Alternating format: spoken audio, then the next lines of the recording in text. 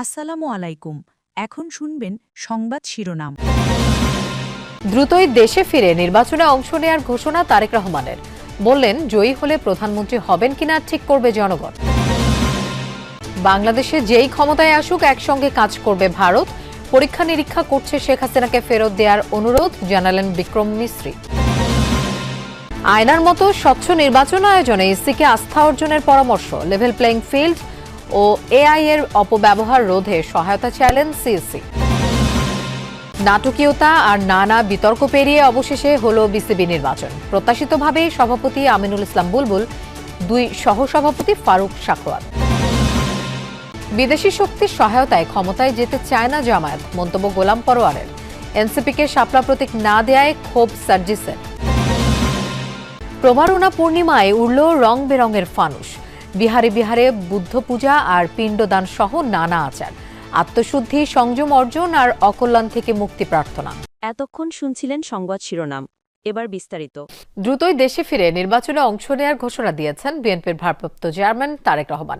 বলেছেন, প্রধানমন্ত্রী হিসেবে দায়িত্ব পালন করবেন কিনা তার সিদ্ধান্ত নেবে দল এবং দেশের জনগণ।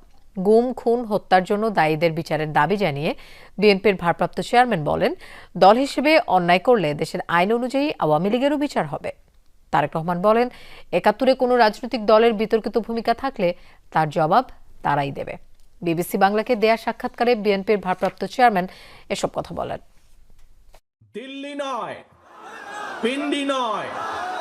প্রায় ১৭ বছর নির্বাসিত জীবনে বিএনপির ভারপ্রাপ্ত চেয়ারম্যান তারেক রহমান ২০০৮ নির্বাচনের পর সরাসরি গণমাধ্যমের মুখোমুখি হওয়া হয়ে ওঠেনি আর। পরিবর্তিত পরিস্থিতিতে দীর্ঘ বিরতি শেষে প্রথম আনুষ্ঠানিক এবং ভার্চুয়াল সাক্ষাৎকার দিলেন বিএনপির ভারপ্রাপ্ত চেয়ারম্যান তারেক রহমান। ফিজিক্যালি হয়তো আমি এই দেশে আছি, বাট মন মানসিকতা সবকিছু মিলিয়ে তো আমি গত ১৭ বছর ধরে বাংলাদেশেই রয়ে গিয়েছি। বিবিসি বাংলাকে দেয়া সেই সাক্ষাৎকারের প্রথম পর্বে উঠে আসে অতীত, বর্তমান আর ভবিষ্যতের রাজনীতি প্রসঙ্গ। নেতাকর্মী থেকে শুরু করে দেশের জনগণের বহুল আকাঙ্ক্ষিত দেশে ফেরা ঘিরে জমা প্রশ্নের জবাব দেন তারেক রহমান। উড়িয়ে দেননি নিজের নিরাপত্তা সংক্রান্ত শঙ্কার কথাও। কিছু সঙ্গত কারণে হয়তো ফিরাটা হয়ে ওঠেনি এখনো, তবে সময় তো চলে এসছে মনে হয়। ইনশাল্লাহ দ্রুতই ফিরে আসব। জনগণের সম্পৃক্ত এরকম একটি নির্বাচন হবে, সেখানে তো অবশ্যই আমি নিজেকে দূরে থাকতে পারবো না, আমাকে আসতেই হবে। স্বাভাবিকভাবেই মাঠেই ইনশাল্লাহ থাকবো আমি। আপনি নির্বাচনে অংশ নিচ্ছেন তাহলে? জি, ইনশাল্লাহ। জুলাই অভ্যুত্থানের শুরু থেকে শেষ অবধি নানাভাবে যুক্ত ছিলেন বিএনপির ভারপ্রাপ্ত চেয়ারম্যান। জানান, ভার্চুয়ালি যোগাযোগ ছিল আন্দোলনকারীদের সঙ্গে, তবে নিজেকে জুলাই অভ্যুত্থানের মাস্টার মাইন্ড হিসেবে ভাবতে নারাজ তিনি। বলেন, প্রতিটি রাজনৈতিক দল বিভিন্নভাবে অবদান রেখেছে এই আন্দোলনে, যার প্রেক্ষাপট তৈরি হয়েছে বহু বছর ধরে। বাংলাদেশের নির্বাচনে যেই ক্ষমতায় আসুক তার সঙ্গেই কাজ করবে দিল্লি, এমনটা জানিয়ে ভারতের পররাষ্ট্র সচিব বিক্রম মিস্ত্রি বলেছেন, অংশগ্রহণমূলক নির্বাচন কেমন হবে তা ঠিক করতে হবে বাংলাদেশের জনগণ ও সুশীল সমাজকে। দিল্লিতে ডিক্যাপ সদস্যদের সাথে মত বিনিময় অনুষ্ঠানে বিক্রম মিস্ত্রি জানান, শেখ হাসিনাকে ফেরত চেয়ে বাংলাদেশের অনুরোধের বিষয়টি পরীক্ষা নিরীক্ষা করছে ভারত। পারস্পরিক সৌহার্দ্য বিনিময়ের লক্ষ্যে ভারত সফরে রয়েছে diplomatic correspondent association of Bangladesh ডিক্যাপ সদস্যদের একটি প্রতিনিধি দল। সোমবার সকালে দিল্লি সাউথ ব্লকে দেশটির পররাষ্ট্র সচিব বিক্রম মিস্ত্রির সঙ্গে মতবিনিময় করেন তারা।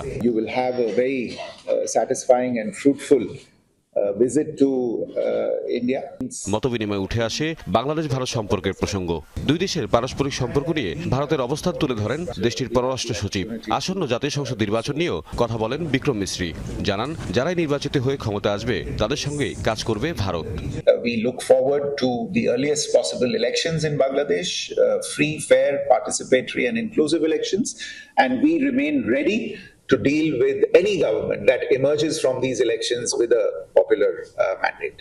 বিক্রম মিস্ত্রি বলেন, বাংলাদেশের মানুষ তাদের গণতান্ত্রিক অধিকার অনুযায়ী পছন্দের সরকার নির্বাচন করুক, সেটাই প্রত্যাশা করে ভারত।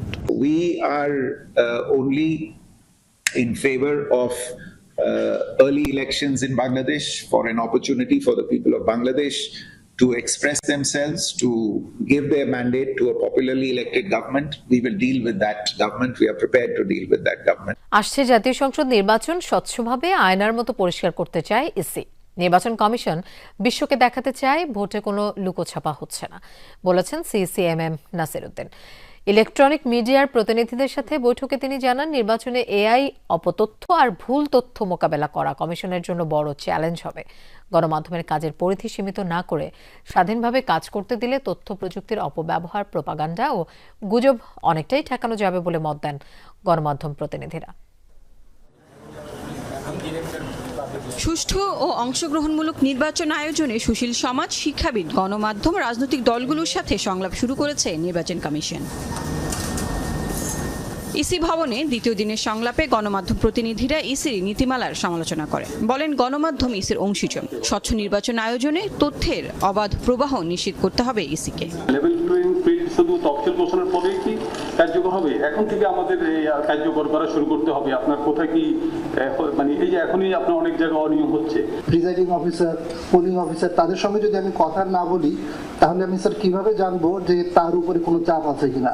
এই বিষয়গুলো তো স্যার আপনার পক্ষে প্রতিটা কেন্দ্রে গিয়ে সম্ভব না, আপনার অফিসারদের পক্ষে গিয়েও সম্ভব না জানা। এটা জানতে পারবে একমাত্র সাংবাদিকরা। গণমাধ্যম কর্মীরা বলেন, ইসির জন্য বড় চ্যালেঞ্জ আস্থা অর্জন করা। একই সাথে তথ্য প্রযুক্তি ও এআই এর অপব্যবহার রুখতে হবে তাদের। রিটার্নিং ও সহকারী রিটার্নিং কর্মকর্তা হিসেবে কমিশনের কর্মকর্তাদের নিয়োগ, নির্বাচনী কর্মকর্তাদের বিচারিক ক্ষমতা প্রদান, মনোনয়ন বাণিজ্য বন্ধ সহ বেশ কিছু পরামর্শ দেন তারা। সমাজ ও মানব হৃদয়ে মুক্ত হোক কলুষ আর অশুভ চেতনা থেকে, এই প্রার্থনায় পালিত হল বৌদ্ধ ধর্মের দ্বিতীয় বৃহত্তম ধর্মীয় উৎসব শুভ প্রবারণা পূর্ণিমা। দিনভর বুদ্ধ পূজা, পঞ্চশীল, অষ্টশীল প্রদান আর নানা ধর্মীয় আচারে পালিত হয়েছে দিনটি। সন্ধ্যায় সহস্র প্রদীপ প্রজ্বলন আর ফানুস উড়িয়ে আত্মশুদ্ধি, সংযম অর্জন আর অকল্যাণ থেকে মুক্তি প্রার্থনা করেন বৌদ্ধ ধর্মাবলম্বীরা। আধার ফুঁড়ে এ এক আলোকময় যাত্রা। মনের যত অশুভ চেতনা আর অমঙ্গল সব কুড়িয়ে ফানুস রূপে উন্মুক্ত করা হলো অসীমে, যেন মন আত্মা থাকে শুদ্ধ আর পবিত্র। বৌদ্ধ ধর্মের দ্বিতীয় বড় উৎসব প্রবারণা পূর্ণিমা। এদিন আত্মশুদ্ধি অর্জনের মধ্য দিয়ে অশুভকে বর্জন আর সত্য ও সুন্দরকে বরণে ব্রতী হন বৌদ্ধ ধর্মাবলম্বীরা। হৃদয়ের সব কলুষ পেছনে ফেলে আত্মোপলব্ধি, সংযম আর মানব প্রেমে উজ্জীবিত হওয়ার দিন এটি।